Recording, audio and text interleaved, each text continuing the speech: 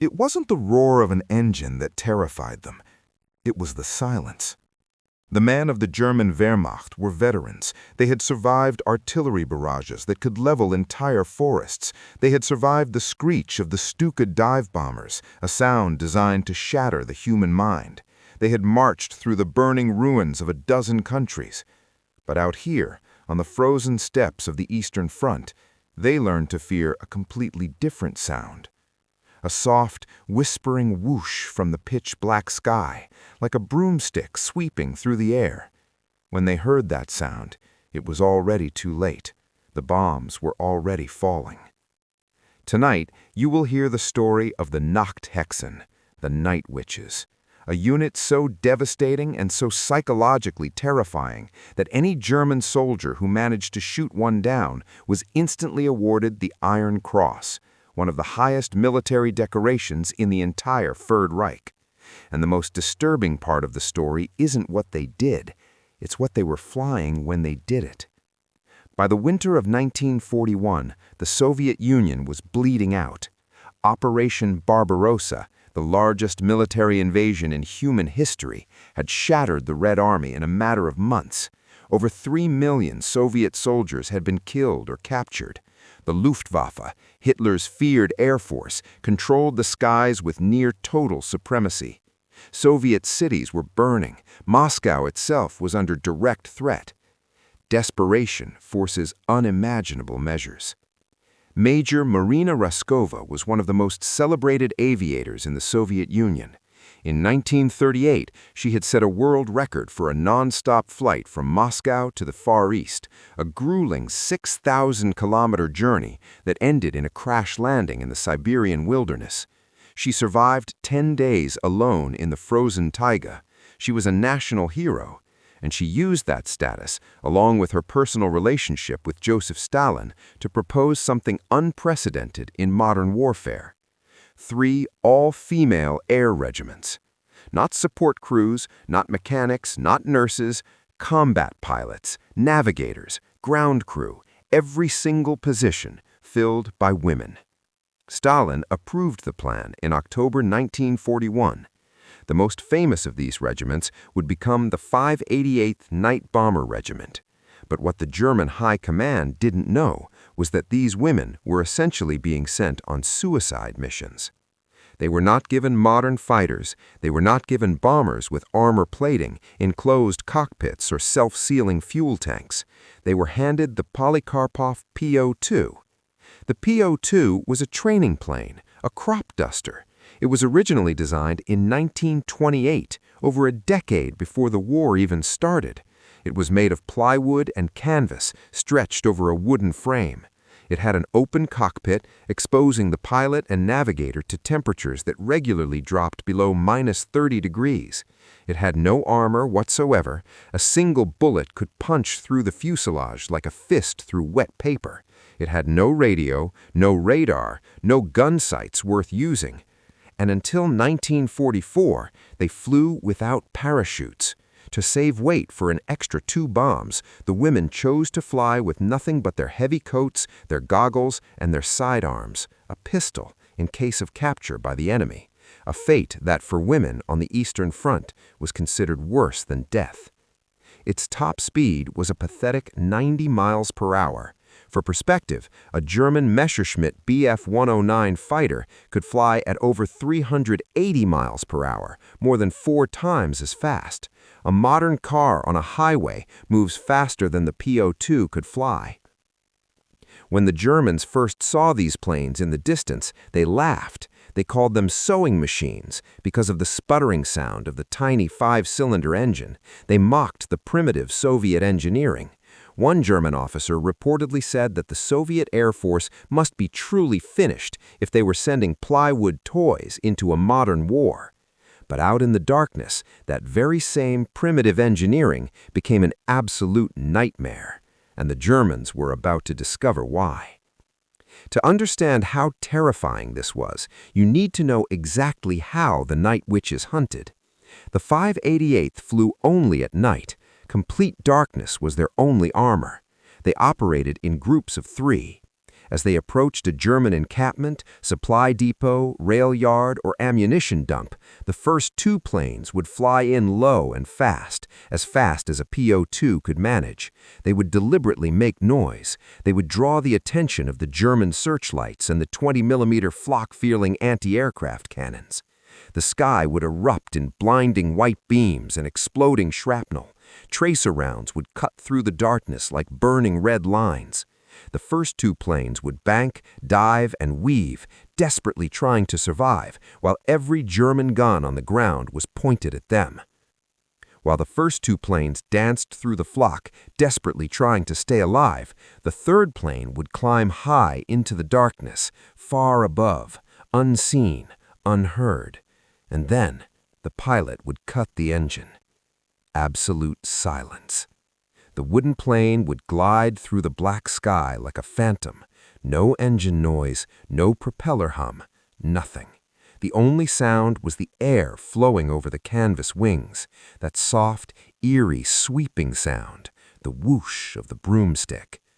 The navigator, sitting in the open rear cockpit, battling frostbite, her fingers numb beyond feeling, the wind ripping at her face at what felt like hurricane force, would lean out over the side. She would peer down into the darkness, looking for the faint flicker of light from the campfires or vehicle headlights below.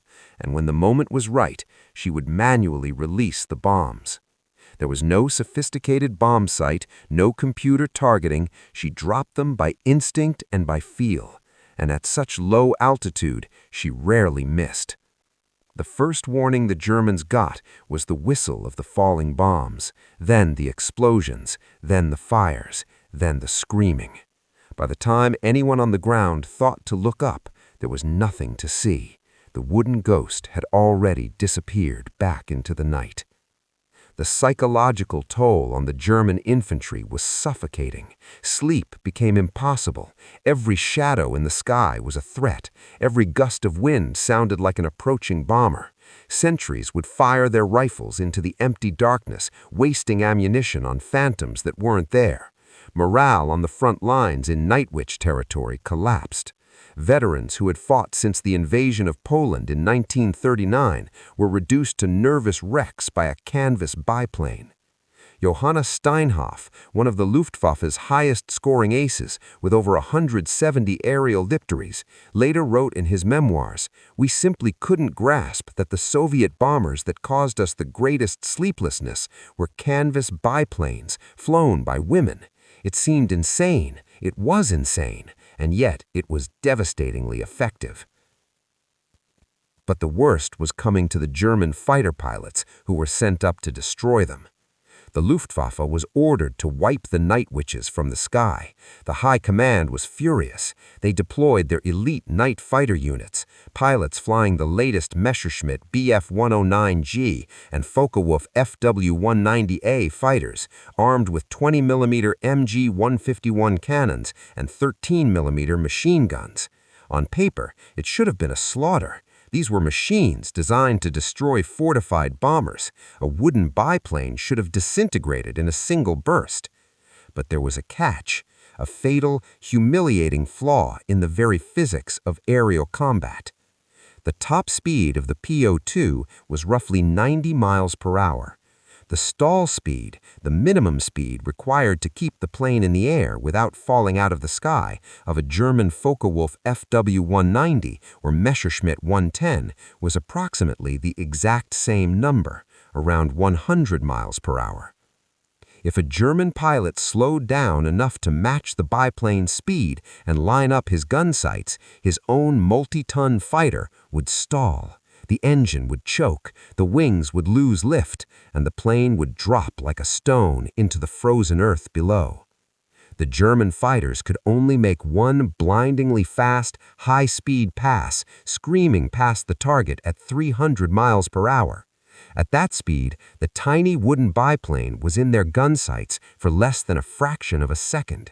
By the time a German pilot recognized the shadow in the darkness, adjusted his aim, and pulled the trigger, he had already overshot it. The biplane was behind him.